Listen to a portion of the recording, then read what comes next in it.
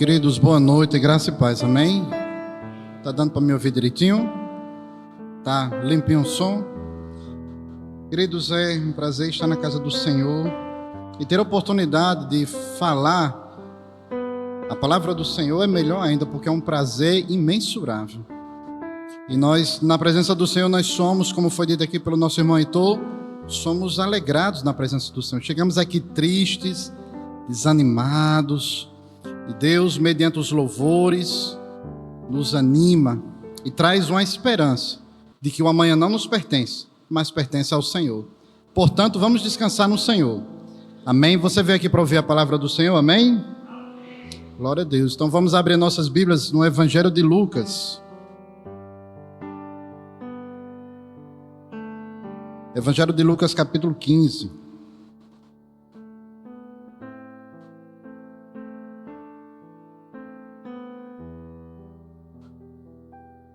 Evangelho de Lucas, capítulo 15.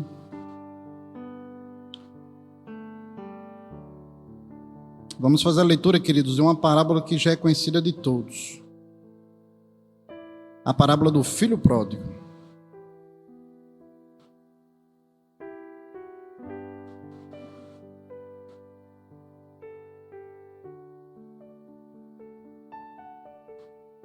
Quem achou diz? Versículo 11 diz: Continuou, certo homem tinha 2 filhos. O mais moço deles disse ao pai: Pai, dá-me a parte dos bens que me cabe. E lhes repartiu os haveres. Passando muitos dias, o filho mais moço, ajuntando tudo o que era seu, partiu para uma terra distante e lá dissipou todos os seus bens, vivendo dissolutamente. Depois de ter consumido tudo, sobreveio àquele país uma grande fome, e ele começou a passar necessidade. Então ele foi e se agregou a um dos cidadãos daquela terra, e este o mandou para os seus campos a guardar os porcos. Ali desejava ele fartar-se das alfarrobas que os porcos comiam, mas ninguém lhe dava nada. Então, caindo em si, disse: Quantos trabalhadores de meu pai têm pão com fartura, e eu aqui morro de fome? Levantar-me-ei, irei ter com meu pai, e lhe direi: Pai, pequei contra o céu e diante de ti, já não sou digno de ser chamado teu filho, trata-me como um dos seus trabalhadores. E levantou-se e foi para o seu pai. Vinha ele ainda longe, quando seu pai o avistou, e compadecido dele, correndo, o abraçou e o beijou. E o filho lhe disse: Pai, pequei contra o céu e diante de ti, não sou digno de ser chamado teu filho. O pai, porém, disse aos servos: Trazei depressa a melhor roupa, vestiu, pondo-lhe um anel no dedo e sandália nos pés. Trazei também e matai o novilho cevado, comamos e regozijamos, porque este meu filho estava morto e reviveu, estava perdido e foi achado. E começaram a regozijar-se. Amém? Louvado seja o nome do Senhor. Queridos, em 14 de abril de 1912, ocorreu um dos maiores desastres da história, que foi o naufrágio do Titanic. Muitas pessoas morreram, faz mais de 100 anos isso aí, mas essa história reverbera até hoje, porque o que aconteceu no Titanic foi algo que ficou registrado na história. No livro de um escritor chamado Stephen Wayne, ele fez uma lista das 50 decisões mais erradas da história. E nesse livro, a história do Titanic está nele. Por quê? Porque algo que aconteceu no Titanic foi uma decisão errada. O criador do Titanic disse que não precisava de muitos botes, porque ele queria otimizar e deixar mais espaço no navio. E quando aconteceu o naufrágio, muitas pessoas morreram porque não tinha botes para todo mundo, porque ele achou que não precisava de tantos botes. Queridos, dito isso, o tema da nossa pregação de hoje é as consequências de uma decisão errada. As consequências de uma decisão errada. E aí, quando nós lemos a palavra de Deus em Lucas capítulo 15, versos do 11 a 32, temos um exemplo bem claro e muitos exemplos que a gente conhece de decisões erradas que tiveram um resultado não esperado. Um resultado que não se esperava. Aí eu quero compartilhar com você essa reflexão nessa noite. Você que me assiste também pelas redes sociais, pelas mídias sociais, espero que com essa palavra Deus possa tocar no seu coração, falar profundamente na sua alma e lembrar que, apesar de todas as decisões que nós tomamos, nosso Deus, Ele é gracioso e continua gracioso e nos abraça nos momentos onde nós nos arrependemos e nos voltando para Ele, tá certo? Então, queridos, nós vivemos um momento de imensa instantaneidade. Pela primazia do eu, decisões apressadas e egocêntricas se tornaram normais em nossa sociedade. Contudo, assim como no passado, cada escolha acarreta consequências, muitas vezes com impacto devastador.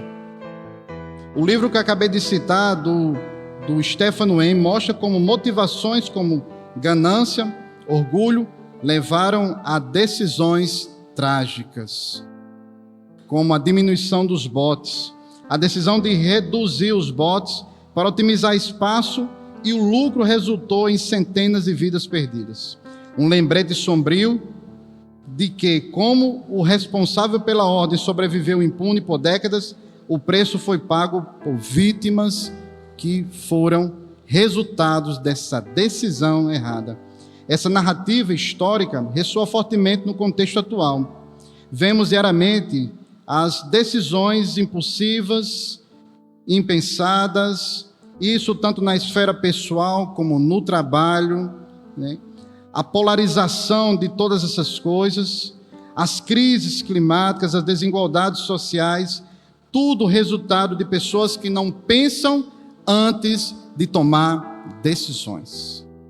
E aí, queridos, depois que nós tomamos uma decisão errada, não adianta chorar no meio do caminho. Nós devemos pensar antes de tomar a decisão. Devemos levar em consideração todo o contexto antes de tomar uma decisão, porque essa decisão não afeta só você, mas afeta todo mundo que está perto de você. E aí, quando nós nos voltamos para o texto de Lucas, um lembrete de que o Evangelho de Lucas, somente ele trata sobre o filho pródigo. Essa palavra pródigo significa aquele que gasta. O gasto, aquele que pega tudo o que tem e gasta. Pega tudo o que tem e usa sem necessidade. Então a palavra pródigo, tá certo? Exouto no grego significa as pessoas que pegam aquilo que tem e gasta. Consome com o que não deveria consumir. E aí, queridos, trazendo a reflexão desse texto para a nossa contemporaneidade, 3 coisas importantes podemos encontrar nesse texto de Lucas que eu gostaria de compartilhar com os irmãos. O primeiro está entre os versículos 11 e 16, que é o contexto que gerou a decisão errada, tá certo? Então, o contexto que gerou a decisão errada. Primeira coisa que a gente encontra nesse texto é que esse jovem, ele vivia em um contexto familiar saudável. O pai, tudo que o pai tinha, ele tinha. Ele vivia muito bem nesse lugar. Tinha tudo, os servos trabalhavam para ele, tinha tudo. Aí uma pergunta se faz necessária: como é que você tem tudo e ao mesmo tempo é insatisfeito? Ele tinha tudo que o pai tinha era dele. Tinha pessoas que trabalhavam para ele, ele vivia bem, havia conforto na casa do pai, mas ele era insatisfeito. Queridos, e na psicologia a palavra insatisfação é uma característica de descontentamento, de frustração. É como se a pessoa não tivesse plena, não fosse saciada, ela sempre quer mais, né? E ele representava esse tipo de pessoas que tem tudo, mas ao mesmo tempo não tem nada. E ele ficou insatisfeito porque ele queria muito mais. Então, o que ele faz? Os versículos do 11 ao 16 nos diz que ele pede a sua parte na herança. Queridos, isso dentro da cultura judaica é uma afronta.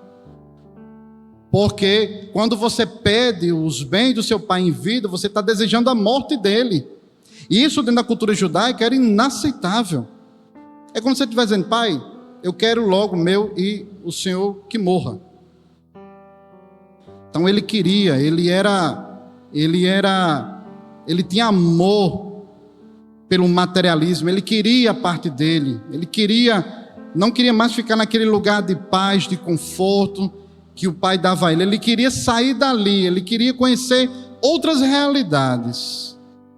E aí, queridos, quando fazemos isso, tomamos uma decisão que traz prejuízos em todas as áreas da nossa vida. Primeiro, prejuízo que acontece quando nós tomamos uma decisão errada é que nós perdemos o lar que tínhamos. Veja que aquele jovem, ele tinha um lar, agora ele não tem mais, ele perdeu totalmente a comunhão com o pai. E quando nós tomamos uma decisão errada, nós perdemos a comunhão com Deus.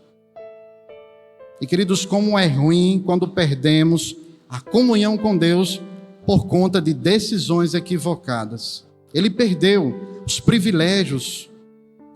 O privilégio de estar em comunhão com o Pai, de ter tudo o que ele tinha. Porque ele desejava conhecer outras realidades, conhecer outros mundos, outros lugares mais atraentes, outras coisas mais fascinantes, porque a casa do Pai não era suficiente para ele. Quando lemos Colossenses capítulo 3, a Escritura nos diz que Cristo é suficiente. Se Jesus não está sendo suficiente para nós, queridos, nada o será. Se Cristo não é suficiente para você, para as demandas do seu coração, nada o será. Nada será. Você vai ser uma pessoa eternamente insatisfeita. Onde você for, nada vai preencher o seu coração. Esse jovem, ele pegou tudo o que tinha. A Escritura diz que depois ele pega aquilo ali que o pai deu e vai para uma terra distante. E na Escritura essa palavra, essa expressão terra distante tem dois sentidos. Ou pode ser um sentido metafórico, se distanciar do pai, ou, como diz o comentarista Moody, pode ser uma citação de duas cidades que geralmente no tempo de Jesus os jovens mais ricos iam para Roma, ou Antioquia, ou Alexandria, e lá gastavam o que tinha. E ele gastou, queridos. O pai deu a bênção para ele, a herança para ele, e ele gastou tudo. Queridos, nós devemos, diante dessa realidade, desse primeiro contexto, que veja que o contexto não favorecia para ele tomar uma decisão errada, mas ele preferiu ouvir o próprio coração dele a ouvir a voz de Deus. Quando nós não ouvimos a voz de Deus e damos prioridade à voz do nosso coração, nós perdemos a conexão com o Pai. É importante a gente não perder, queridos, a conexão com Deus, nem com sua palavra, porque nada nos irá satisfazer. Nada irá nos satisfazer. Iremos sempre tomar decisões erradas. E aí nós vamos, com essas decisões erradas, nós vamos perder a comunhão com o Pai. Tudo aquilo que o Senhor tem nessa noite para nos dar. E você que está me ouvindo pelas redes sociais, saiba que o Pai, Ele deseja lhe abençoar. Por mais que você tenha tomado a decisão errada, mas quando você tem consciência e se arrepende, o Senhor, como um Pai caridoso, como um Pai gracioso, Ele te recebe nos braços de amor. Temos um Deus que sempre deseja o melhor para nós. Deus não deseja o pior para nós. Ele sempre deseja o melhor. E nós não vamos encontrar o melhor de Deus fora da presença do Senhor. Longe da presença do Senhor. Mas sim perto, na sua casa, por meio das Escrituras. Somos saciados com o pão do céu e com a água do céu. Somente em Deus, o coração de uma pessoa, ele é satisfeito. Não vamos encontrar isso, queridos, em outra fonte. Amuletos, penduricalhos, levar pedra na cabeça. Nada disso satisfaz um coração que carece da presença do Senhor, que carece da presença do Deus amoroso, do Deus misericordioso. E, queridos, nós vemos isso nessa parábola.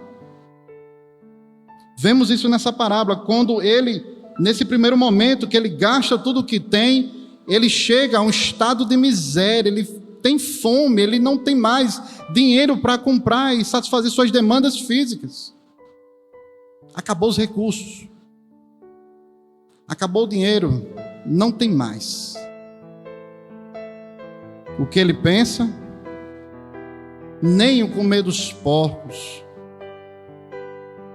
Ele não tem mais oportunidade fora da casa de Deus. Ele agora está na miséria espiritual, na miséria familiar, distante dos laços do Pai.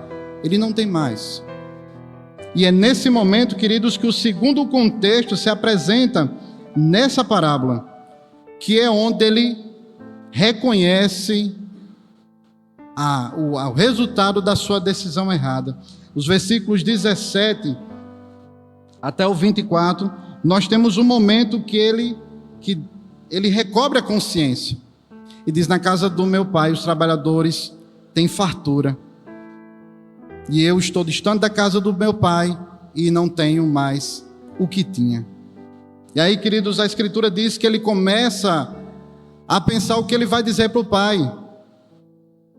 A Escritura diz que ele começa agora a se preocupar com os resultados da sua decisão errada. Ele começa agora a ver o que aconteceu, porque ele pensou não na direção de Deus, mas pensou com a emoção, e por conta disso, ele se distanciou da presença do Senhor. Queridos, é nesse momento que a gente tem que refletir se Deus está sendo suficiente para nós. Não nos momentos de dificuldade, como esse jovem reconheceu. Tem pessoas que só reconhecem a importância de Deus quando estão passando dificuldades. Quando estão passando, como diz a minha saudosa avó, que Deus a tenha, por aperreio.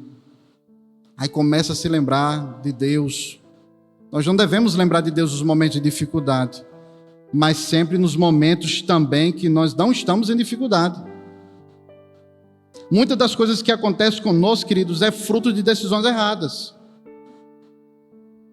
Decisões que não são tomadas na orientação de Deus, mas são tomadas mais pelas emoções. Porque você quer, porque se você quer, se você não quiser, tem que ser desse jeito. E aí a gente paga um preço alto. Devemos buscar sempre, essa parábola nos aponta também que todas as nossas decisões, elas têm que ser tomadas do centro da vontade de Deus. Se você tomar decisões fora da vontade de Deus, você vai pagar um preço. Não é eu que estou dizendo, é a Bíblia que diz. É o raciocínio lógico dessa parábola. Ele tomou uma decisão e essa decisão levou ele para longe de Deus. Que decisão é essa que distancia a pessoa de Deus? Isso não é decisão de Deus, é sua decisão. E quando nós estamos distante de Deus, queridos, nós perdemos muito. Perdemos de conhecer o Senhor, a sua vontade, o seu reino e todas as coisas boas que Ele tem para nos dar. Ficamos desconectados com a palavra de Deus e com os ensinamentos dele. Precisamos reconhecer que Cristo, Ele é suficiente para nós. Diga comigo: Cristo é suficiente para a minha vida. Ele é suficiente. Nada pode preencher o coração do homem a não ser Cristo. Tudo que se pensa fora disso é alienação, é filosofias. Jesus, Ele é suficiente. E aqui eu não estou oferecendo outra religião, porque se fosse por religião o mundo já estava salvo. Mas eu estou oferecendo Cristo, o Salvador, o Redentor e o Libertador daquele que está com a vida fora da presença do Senhor. Então, queridos, quando Cristo Ele se apresenta para nós como suficiente, então nada mais importa, Ele é suficiente. Você tem que entender isso, Cristo é suficiente. Aquele jovem precisou padecer distante do Pai para entender que Jesus era mais importante, que o Pai, a casa do Pai era mais importante do que os bens que ele gastou. Será que precisa chegarmos no fundo do poço para entender que Deus é importante para nós? O que você precisa nessa noite, ainda de informação, para entender que Jesus é suficiente para a sua vida? Nada mais, queridos, é mais importante do que Cristo em nossas vidas. Então esse jovem, ele recobre a consciência. Ele entende que onde ele está, não tem um conforto, não tem a comunhão com o Pai, não tem as bênçãos do Senhor, e ele agora percebe a necessidade e agora caminha para se encontrar com o nosso Pai amoroso. E ele vai, ao longo dessa caminhada, a Escritura diz que ele começa a pensar como é que ele vai dizer para o Pai.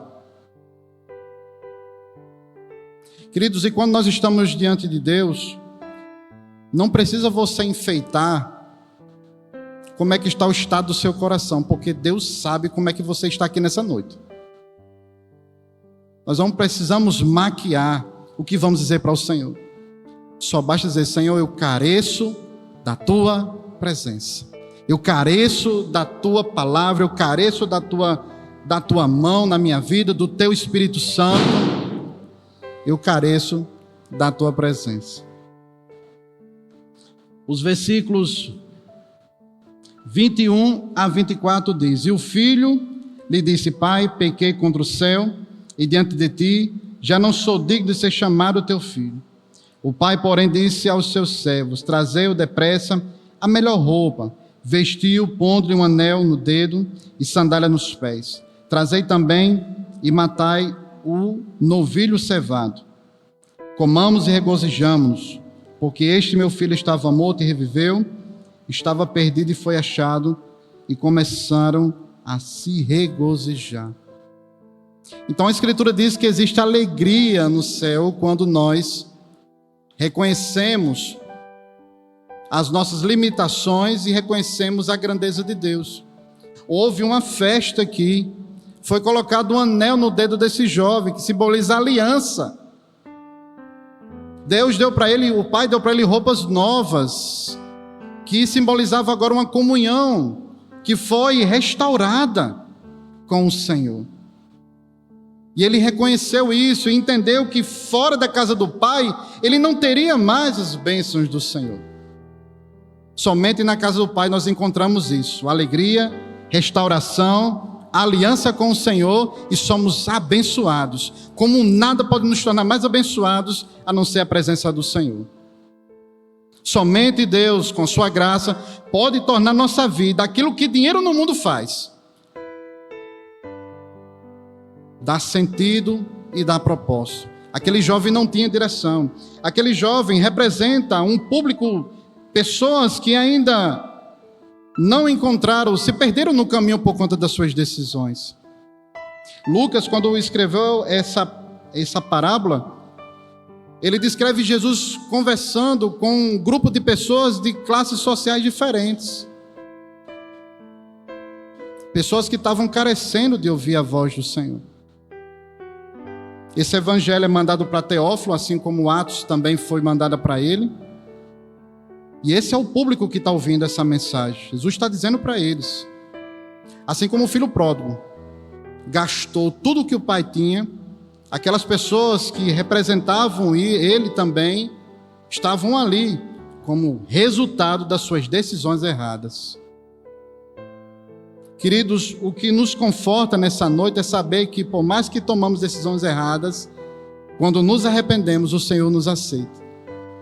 Ele nos abraça, Ele nos conforta, e Ele diz para nós que não nós devemos ter medo, porque Ele nos ama, independentemente das nossas decisões erradas, porque sempre vamos errar.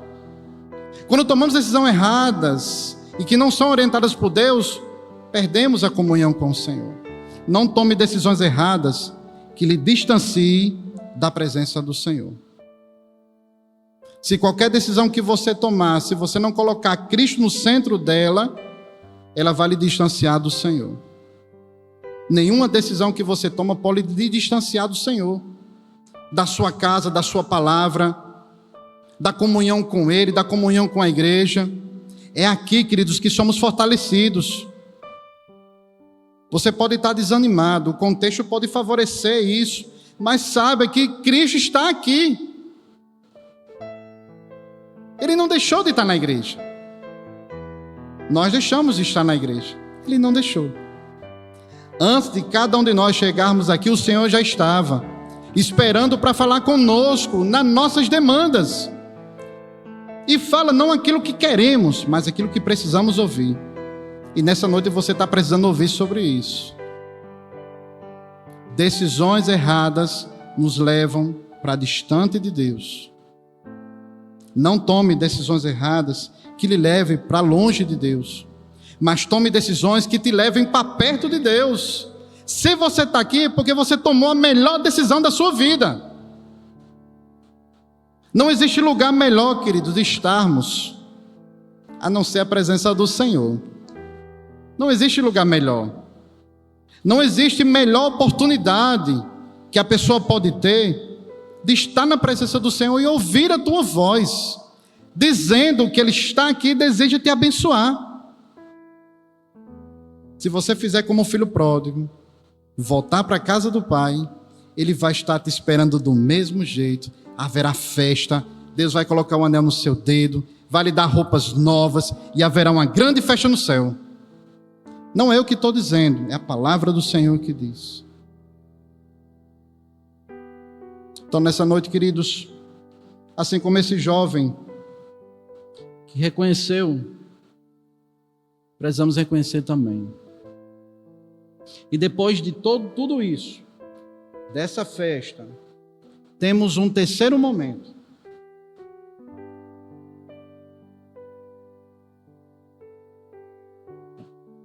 Esse jovem agora é recepcionado pelo pai, mas havia um irmão dele, o irmão mais velho, que não gostou dessa ideia não. A Escritura diz que ele escuta aquele festejo, aquela alegria, imediatamente ele se coloca em oposição total. A Escritura não diz o que aconteceu depois, a Bíblia não diz se o filho mais velho de fato aceitou o irmão mais novo retornar.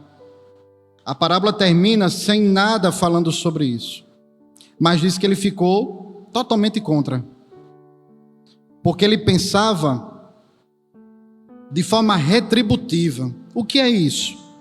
Ele deveria merecer pelo que fez e não ser recebido de volta na casa do Pai. É uma filosofia retributiva. Você recebe o que você fez. Se você tomou a decisão errada, não era para ter sido recebido, não. Era a cabeça do filho mais velho. Ele pensava assim, ele deveria ser punido. E o pai olhou para ele de forma reconciliadora e disse: não é assim que funciona.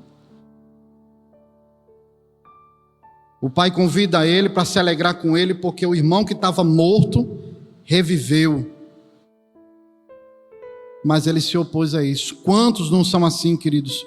Quantos não torcem pela nossa felicidade, não torcem pela nosso retorno à casa do Senhor?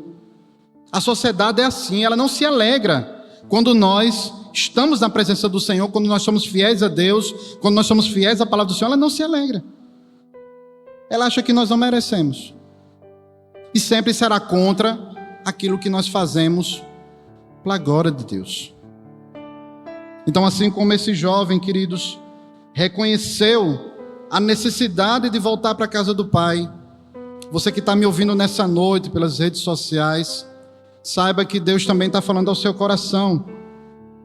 Deus, Ele é um Pai amoroso, gracioso, e espera que nós tomemos a melhor decisão, que é ir para os braços dEle. Os braços do Pai. É onde nós somos restaurados, curados, libertos, somos abençoados, nosso coração ferido é curado, nossa alma ferida é restaurada, nosso ânimo é restaurado. Começamos a celebrar porque estávamos tão longe da casa do Pai e agora somos restaurados, a nossa relação com Deus é restaurada. Então nessa noite, você que está ouvindo essa palavra, que fala conosco sobre as consequências de decisões erradas, saiba que o Senhor, Ele é gracioso para nos receber em seus braços de amor, seus braços de restauração. E aí, queridos, nós aprendemos muito com isso. Quando Paulo escreve para Colossenses era uma igreja que Paulo não fundou. Ele sabia da existência da igreja por conta de Epáfras, que foi o missionário que abriu aquela congregação. E Paulo contou da necessidade que eles tinham e também dos perigos que a congregação estava passando, porque havia uma doutrina filosófica que estava batendo na igreja, fazendo com que a igreja deixasse de acreditar em Jesus para acreditar em anjo, na adoração de estrelas, na adoração de lua, dos astros, de anjo. E Paulo não conhecia essa igreja de Colosso, mas ele escreve como alguém que tivesse conhecido cada um deles. E começa a mostrar para aqueles irmãos que em Cristo há toda a plenitude da divindade. E se eles, de fato, foram ressuscitados com Cristo, eles também teriam a mesma plenitude da divindade neles. Essa plenitude que nos restaura, queridos, que nos faz ser o que jamais podemos fazer humanamente falando. Cristo, ele tem que continuar sendo importante para nós. Estamos vivendo um período de secularização total. Tudo, queridos, tudo agora é relativo. Estão diminuindo a divindade de Jesus em podcasts e internets. Jesus, ele tem que continuar sendo o Senhor das nossas vidas. Não abandone Jesus. Não tome decisões que te levem para distante dele, mas sim para perto dele. Nossas decisões precisam ser assistidas por Deus. Agora eu tenho que orar antes de tomar decisão? Sim. Se Deus não é importante para suas decisões e para a sua vida, então ninguém vai ser. Tome decisões debaixo da direção do Senhor. Ore a Deus. Peça ao Senhor: Deus, essa é a melhor decisão. Eu devo fazer isso ou não? Você vai estar priorizando, queridos, a vontade do Pai. Não a sua, mas a vontade dele. A vontade de Deus tem que ser importante para nós. Assim como esse jovem reconheceu, distante, na miséria, já não tinha nada. Ele entendeu que o Pai era importante para ele. Não precisamos chegar a esse extremo para reconhecer a importância de Deus na nossa vida. Não precisa. Não é necessário. A menos que nós sejamos eternamente insatisfeitos. Mas precisamos reconhecer hoje, na situação que nós estamos, a importância que Deus tem na nossa vida. Não permita que ideologias seguem a sua visão de quem é Jesus para você. Se o que ele fez é importante para você, então você será bem abençoado. Ele nos substituiu na cruz, morreu por nós, e essa morte dele não foi por acaso. Ele viu cada um de nós. Então, se você está aqui, é porque ele trouxe você para este lugar. Você tomou a melhor decisão. Deus queria que você viesse para cá para ouvir essa palavra. Ele cria todo um contexto para que você tome essa decisão. Queridos, precisamos ouvir a voz de Deus. Então, assim como esse filho pródigo reconheceu a presença do Senhor e a necessidade, que você nessa noite que está aqui, que nos visita, reconheça também. Reconheça essa necessidade. Eu não estou oferecendo religião para você, mas eu estou oferecendo aquilo que pode dar sentido à sua existência. Isso não é filosofia, não é psicologia, é teologia, é a palavra de Deus. Cristo vivo, esperança nossa. Então Ele é quem pode, somente Ele pode transformar a sua vida de uma forma que ninguém pode transformar. Então deixa Jesus entrar no seu coração nessa noite. Deixa Ele transformar a sua vida. E você vai dizer bem que Ele disse naquela noite que Jesus ia mudar a minha vida.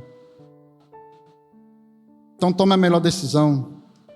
Venha para a casa do Pai. Venha para os braços do Senhor. Venha até Ele. Deixa Ele colocar um anel no seu dedo, simbolizando a aliança. Vestes novas, uma nova roupa, que simboliza agora a comunhão com o Pai. Queridos, nessa noite falamos sobre os efeitos de uma decisão errada. Que nessa noite você possa sair daqui com esse pensamento, refletindo sobre aquilo que você ouviu. Que Deus possa falar ao seu coração, possa te incomodar a ponto de você entender a necessidade de mudar a história da sua vida de uma forma que glorifique e exalte o nome de Cristo Jesus. Amém? Vamos fazer uma oração em nome de Jesus?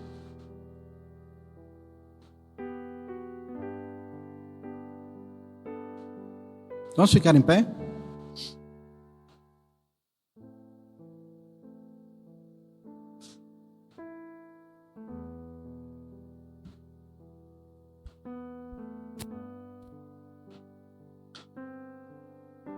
Senhor Pai, nós te louvamos, te exaltamos mais uma vez, te damos graças, ó Deus, nessa noite. Te louvamos, ó Deus, por tua palavra, Pai, que foi nessa noite pregada para nós. Senhor, vem trabalhar em cada coração, Deus, naqueles que estão aqui, ó Pai, que foi o Senhor que trouxe. Foi o Senhor, Deus, que moveu, falou o coração. O Senhor fala conosco, Pai, em todos os momentos. Então aquilo, ó Deus, que foi nessa noite pregado, que possa entrar no coração dos teus filhos. E que a partir desse momento eles possam entender que as nossas decisões são tomadas na direção do Senhor. Não precisamos, ó Deus, ir tão longe para reconhecer que precisamos do Senhor. Não permita, Deus, que cheguemos a esse ponto. Transforma, Deus, modifica, dá uma nova oportunidade, Senhor. Para que possamos, ó Deus, ver a bênção do Senhor, a manifestação da graça do Senhor. Nós te louvamos assim no nome de Jesus, que vive e que reina para todos sempre. Aleluias. Amém.